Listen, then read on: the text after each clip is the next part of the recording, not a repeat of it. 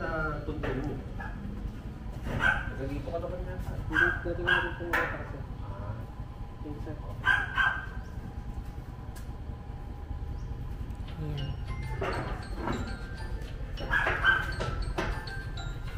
Ayan.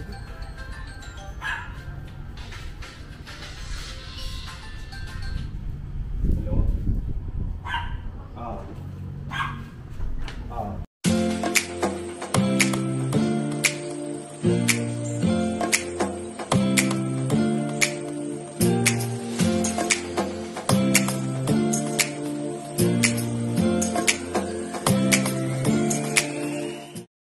Hi mga ka-fam! For today's video, ang isi-share namin sa inyo yung unboxing ni Daddy dito sa sneakers na in-order niya from the Nike app. Since mahilig talaga si Daddy sa sneakers, maya't maya yan, nagbabrowse siya, nag-window shopping siya. Pero since magbe-birthday na si Daddy, kaya nag-try kami. Ang mode of payment pala na ginamit namin dito ay credit card. Since wala naman COD si Nike, so, iyon, isa pa rin sa risk kung talaga bang darating siya kasi nga first time namin. Pero mabilis naman, after namin ma-check out at mabayaran, naka-receive siya ng email and confirmation dun sa kanyang order. And yun, after lang 4 days, dumating na. So, ito na nga yung kanyang ina-unbox ngayon. So, hintayin muna natin itong mabuksan at malaman natin ano ba yung in-order ni Daddy.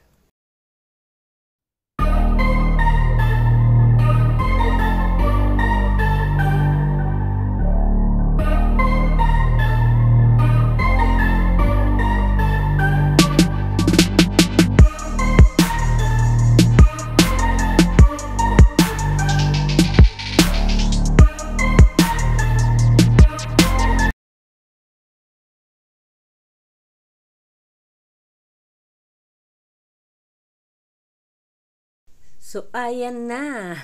Ayan na. So, nakikita na natin, nag-open na yung box at meron ding logo ng Nike. At doon sa kabilang side, meron siyang Just Do It. So, ayan, kinukuha na ni Daddy yung box ng Nike shoes. So, ano ba yung in-order mo, Daddy? Oh, ayan. Nike Dunk Low Retro SE na 11.5. Medyo may kalakihan ang paa ng Daddy nyo, 11.5. So, malalaman din natin kung actual ba na mag-fit sa paa niya yung 11.5 na in-order namin. Kung maluwag ba siya, tama ba siya, or masikip. Kasi minsan ang paa ni Daddy, hindi namin malaman kung 11 ba, 12 ba, 10.5 lang ba. So, nagva-vary kasi sa style ng shoes. Pero normally, sa Nike, 11 or 11.5. Meron din times na nagkakasya sa kanya ang 10.5. Malalaman natin pag finit na ni Daddy yung Nike Dunk Low Retro SE kung magkakasya ba talaga sa kanya. So, ayan, mag-fit na siya. So, bago siya mag-fit, meron tayong commercial dun sa tagiliran. Meron tayong photo bomber si Bina. So, ayan, habang nagme-medyas si Daddy, share ko na lang din na yung full body ng sneakers is leather. Pati yung kanyang parang accent na designs, leather din yun. May isa pa palang colorway to na pinagpilian ni Daddy. Itong black leather at saka yung gray na suede. Pero since kasi ang material kasi ng leather, mas madali siyang i-maintain kumpara sa suede na pag nakapitan ng alikabok, medyo mahirap siyang tanggalin, lalo na kung pupunasan mo siya ng wipes, lalo siyang kakapit. Hindi katulad nito, leather, kapag naalikabukan or nadumihan ng konting wipes lang, okay na. O ayan, na-fit na ni Daddy. At sabi niya, tamang-tama daw, hindi siya maluwag at hindi siya masikip. So, sakto yung paa niya doon sa sapatos.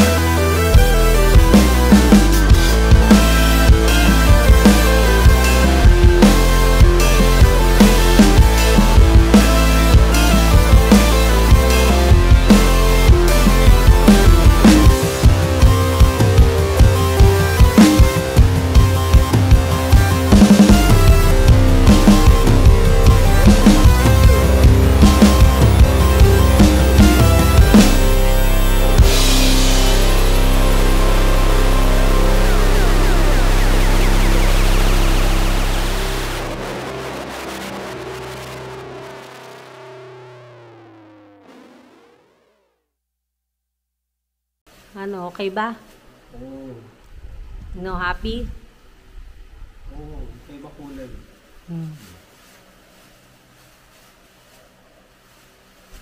Patingin.